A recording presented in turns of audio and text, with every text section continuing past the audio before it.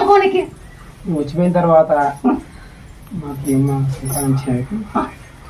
నమ్మకం కలిగింది. పట్టేమైతే నీకు నిలబడిపోయాను అక్క నువ్వు చెప్పక్క. ఫస్ట్ నిలబడ భాషలో అవుతుండే ఈమె నిలవడానికి ఈమె ఎంటికలు వచ్చి ఇన్నే తెచ్చుకొని పోతుంది.